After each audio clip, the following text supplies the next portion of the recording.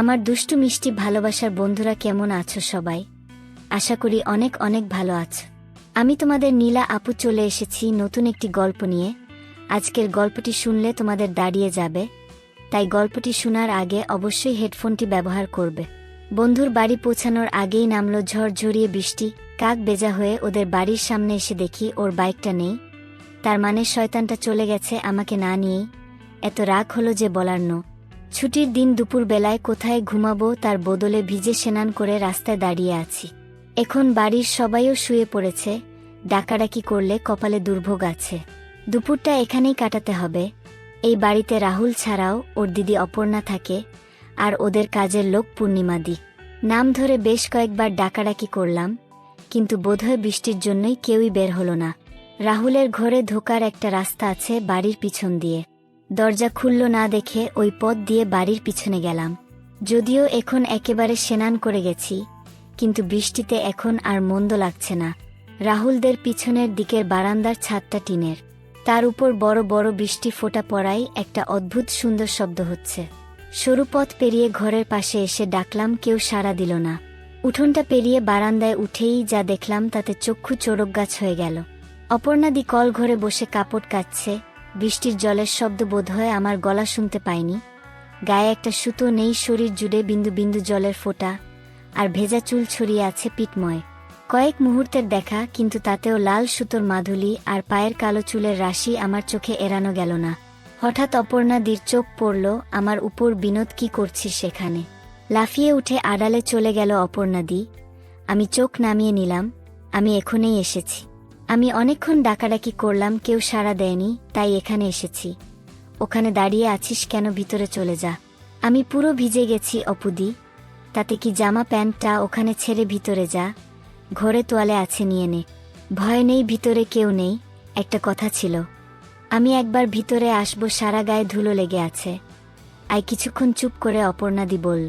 আমি আস্তে আস্তে কল ঘরে ঢুকলাম, মাথা নিচু করে। চৌবাচ্চা থেকে জল নিয়ে ছাপটা মারলাম মুখে। তারপর ঘুরে বেরিয়ে আসার মুখে অপর্ণাদির গলা শুনলাম, ও কি হলো? ভালো করে ধুয়ে নে গা হাত পা। কাপড়গুলো এখানেই ছেড়ে রাখো, আমি ধুয়ে দিচ্ছি। এবার যেন অজান্তেই তাকিয়ে ফেললাম অপুদির দিকে। একটা ভেজা অর্ধেকার ডাকা তাতে ঠেকেছে বটে, কিন্তু আকর্ষণ বেড়েছে কয়েক গুণ। ভেজার কারণে আরও স্পষ্ট হয়ে উঠেছে।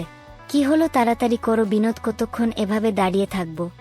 আমি মাথা নিচু করে শার্ট আর গেঞ্জি খুলে মেঝেতে রেখে বেরিয়ে আসতে যাব, এমন সময়ে আবার অপুদি বলে উঠল, ছেড়ে রেখে বেরিয়ে যা। আমি পিছন ফিরে আছি, অপুদি কি পিছন ফিরল কিনা তা দেখার সাহস হলো না। কোণে মতে পা নামানোর সময় এক বিপত্তি ঘটল। বৃষ্টিতে গায়ের সঙ্গে আটকে থাকা সেটা নেমে গেল। তাড়াতাড়ি সেটা তোলার আগেই পিছনে খিলখিলিয়ে উঠল অপর্ণাদি। বেশ বুঝলাম তার সততা। সত তুললে আচমকা মুখ ফসকে বেরিয়ে গেল কথাটা, বেশ করেছি। যা পালা। অপর্ণাদির গলার স্বরে একটা মজার আভাস পেলাম। ভয় আর শিরশিরানিটা একটু কাটল। নিজেই নিজেকে প্রশ্ন করলাম, তাহলে কি অপর্ণাদি ইচ্ছা করেই এখানে ঢুকতে দিল আমাকে?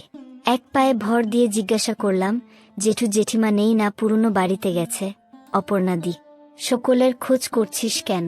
আমি অনেকক্ষণ ধরে ডাকছিলাম, কেউ বেরোলা না তো, তাই তো তুই সিনেমা দেখার সুযোগ পেলেই ফ্রিতে। তা বটে, তবে শুধু ট্রেইলার এরকম সিনেমার জন্য আমি ব্ল্যাকে টিকিট কাটতে ও রাজি। আমার সাহস বাড়ছে ক্রমশ। পাকামি করিস না, যা ভাগ। অপর্ণাদি, কি একবার দেখাবে? মানে একবার দেখব তোমাকে, প্লিজ, খুব ইচ্ছা করছে। বেরো এখনই প্লিজ দিদি, এরকম সুযোগ আর পাবো না। দেখাচ্ছি মজা। এক ধাক্কায় আমাকে বের করে কল ঘরের দরজা বন্ধ করে দিল অপর্ণাদি। আমি হতাশ হয়ে ঘরে এলাম। রাহুলের ঘর থেকে একটা তোয়ালে নিয়ে রাখলাম। রাহুলের ঘরের বারান্দা থেকে নিচেটা দেখা যায়। এখানে বসে বেশ কয়েকবার আড়াল থেকে আমরা পূর্ণিমাদির পানি বের করা দেখেছি। বারান্দায় সরে এসে নিচের দিকে তাকিয়ে রইলাম। মিনিট 10 পরেই স্নান সেরে বেরোলো অপর্ণাদি। পরনে গামছা ছায়া ছাড়া আর কিছু নেই। ওইভাবেই উঠোন পেরিয়ে পিছনের দিকের দরজাটা বন্ধ করে উপরে উঠে এল। আয়নার সামনে নিচু টুলে বসল অপর্ণাদি। আমি পাউডারের কৌটা থেকে হাতের তালুতে পাউডার ডাললাম, তারপর অপর্ণাদির পিঠে দিলাম। আমি আস্তে আস্তে হাতটা নামালাম। তোয়ালেতে আটকে যাচ্ছে অপর্ণা দিদি। অপর্ণাদি কিছু না বলে তোয়ালেটা খিট খুলে দিল। তারপর আমাকে ঠেলে সরিয়ে উঠে দাঁড়াতেই তোয়ালেটা শুকনো পাতার মতো খসে পড়ল। দেখবি বলছিলি না? দেখ কি দেখবি? সত্যিই কি দেখব ঠিক বুঝে উঠতে পারছিলাম না। এত কাছে একেবারেই অপর্ণাদি সব কেমন গুলিয়ে গেল, যেন নিজের গায়ে চিমটি কেটে দেখতে ইচ্ছা করছে, স্বপ্ন দেখছে কিনা। চোখের সামনে একজন সব কিছু দেখাচ্ছে, ভেবে পাচ্ছিলাম না কি করব। থরথর করে কাঁপছে সারা শরীর, চোখ সবকিছু দেখতে চাইছে, কিন্তু কেন জানি না সাহস করে উঠতে পারছি না। কি হলো দেখবি না, নরম গলায় বলল অপর্ণাদি। তাকা তাকা বলছি আমার দিক। আস্তে আস্তে চোখ তুললাম। অপর্ণাদিকে ভীষণ লাগছে, সেটা বলাই বাহুল্য। টানা টানা চোখ, জোড়া ভ্রু, সব মিলিয়ে অনেকটা দক্ষিণী সিনেমার নায়িকাদের মতো দেখাচ্ছে। ভেজা চুল ছড়িয়ে আছে চুলের মধ্যে, ঘাড়ে কাঁধে এখনো জলের ফোঁটা লেগে রয়েছে। অপর্ণাদির চোখে চোখ পড়তেই চোখ নামালাম নিচের দিকে। এবার আমি সরাসরি দেখতে পাচ্ছি গায়ের অপর্ণাদির গায়ের রঙের তুলনায় বেশ পরিষ্কার, তবে দক্ষিণী নায়িকাদের মতো বেশ বর্ণ, যেন অনেকটা মাধ্যা আকর্ষণকে উপেক্ষা করে আকর্ষণ করছে আমাকে। অপর্ণাদির গলা শুনে সম্বিত ফিরে তাকালাম ওর মুখের দিকে। কিরে, বললি না তো কেমন, খুব সুন্দর, একটু ধরবো, পারমিশন নিচ্ছিস যদি দে। আমার মাথার চুল ধরে অপর্ণাদি বলল, ওরে ভাদর ধর, যা কর বুঝিস না নাকি কিছু। আমি আর থাকতে না পেরে দুই হাতে দুটো ধরলাম, মনে হলো পিছলে বেরিয়ে গেল বুঝি। বসে বেশ জোরে চাপ দিয়ে ফেললাম। অপুদি বলে উঠল আস্তে, বিনোদ সরি, অনেক সময় আছে, তাড়াহুড়ো করিস না, তাহলে তোরও ভালো লাগবে না আমারও না। আমাকে বিছানার কাছে নিয়ে এলো অপুদি, তারপর একটা নে আমার ততক্ষণে কলাগা। এবার বিছানায় শুয়ে পড়ল, যে দেখবি দেখ। আমি এবার নিচে মনোনিবেশ করলাম। নিচ থেকে নেমে এসেছে হালকা চুলের রেখা, সেটাই নিচে নেমে বেশ ঘন জঙ্গল তৈরি করেছে। আমি হাত দিয়ে ওর মধ্যে বিলি কাটতে লাগলাম। অপর্ণাদি নড়ে উঠে শক্ত হয়ে গেল। মেঘলার জন্য ঘরে আলো কম, তাছাড়া জানালার পর্দাগুলো ওঠানো না, তাই বিশেষ কিছু দেখতে পেলাম না। আন্দাজে আরও গভীরে নিয়ে গেলাম। এতদিনে ফিল্ম আর ম্যাগাজিন দেখার অভিজ্ঞতার সঙ্গে মিলিয়ে আন্দাজ করার চেষ্টা করছিলাম।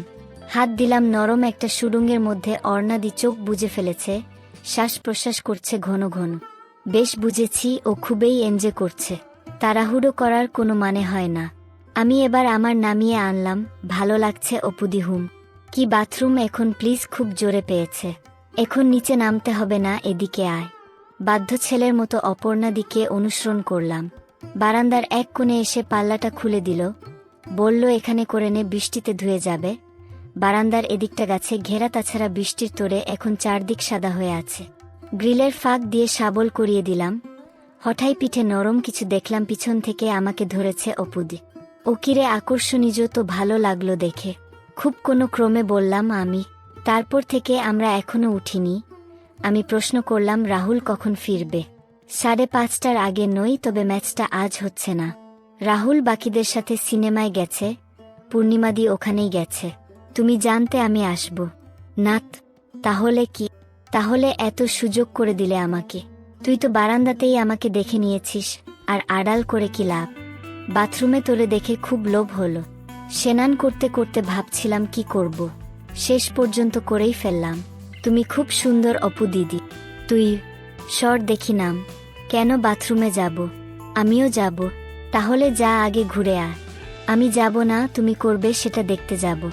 ধ্যাত, যাবই, তুমি তো আমারটা দেখলে। না, আমি দেখব না। অনেক অনুরোধ শেষ পর্যন্ত রাজি করলাম অপুদিকে। বাথরুমে আলো জ্বালিয়ে ও আমার মুখোমুখি বসল, তারপর চোখ বন্ধ করে কাজ করতে শুরু করল। ওর পায়ের ফাঁকে কালো জঙ্গলের মধ্য থেকে জলের ধারা বেরিয়ে এলো, প্রথমে অল্প, তারপর কলকলিয়ে।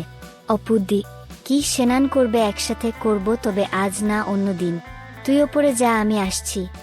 যাক, তাহলে ভবিষ্যতেও সুযোগ আছে। এটুকু নিয়ে আবার উপরে উঠে এলাম আমি। দ্বিতীয় সুযোগটাও আচমকাই এলো। 2 দিন আগে অপুদি হঠাৎ আমার বাড়ি এসে হাজির, সোজাসুজি একেবারে মায়ের কাছে। আমি প্রথমে একটু ভয়েই পেয়েছিলাম, তারপর আড়ি পেতে দুজনের কথা শুনলাম। সে কিরে, কবে হলো? কাল রাতে ফোন এসেছিল, সকালেই মা, বাবা আর ভাই চলে গেছে। একেবারেই হঠাৎ।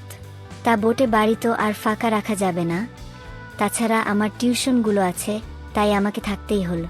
হুম, তুমি একটু বিনোদকে বলো, ওর খুব অসুবিধা না হলে যেন এই 3 দিন যদি রাতটুকু আমাদের বাড়িতে গিয়ে থাকে। অসুবিধা আবার কিসের? দিনরাত আড্ডা মেরে বেড়াচ্ছে। ওকে কি আমি একবার জিজ্ঞাসা করব? না না, তোকে কিছু জিজ্ঞাসা করতে হবে না, ও যাবে। তাহলে বলো রাতে খাওয়াটা আমার সাথেই খেয়ে নেবে। আমাদের তো রান্নার লোক করে দিয়ে যাই, অসুবিধা হবে না। ঠিক আছে, আসি তাহলে। সে কি কিছু খাবি না? নাগো একটা ব্যাচ বসিয়ে এসেছি, রিক্সা দাঁড়িয়ে আছে। যা তাহলে সাবধানে যা।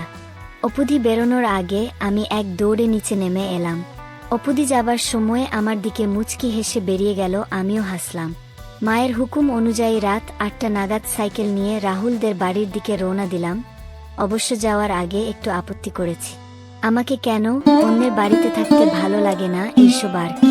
কিন্তু মা বলল, একটা মেয়ে বাড়িতে একা থাকবে, তোর কি কোনো কাণ্ডজ্ঞান নেই? আপত্তি না। বাড়ি আমি বেরিয়ে এলাম, পৌঁছাতে 5 মিনিটের বেশি লাগলো না। অপুদি দোতলার বারান্দায় দাঁড়িয়েছিল, আমায় দেখে নিচে নেমে এসে দরজা খুলল।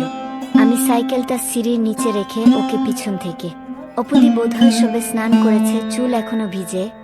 2 হাত দিয়ে ধরে ঘাড়ে আদর খেতে লাগলাম। অপুদি কিছুক্ষণ পর বলল, আর না, রান্নাঘরে পূর্ণিমাদি আছে। দুজনে উপরে উঠে এলাম। ঘরে টিভি চলছে, চ্যানেল পাল্টে পাল্টে কিছুক্ষণ টিভি দেখার পর পূর্ণিমাদি এসে জানালো তার কাজ শেষ। অপুদি নিচে গিয়ে দরজা দিয়ে সে কাউকে ফোন করল। সম্ভব তো রাহুলকে।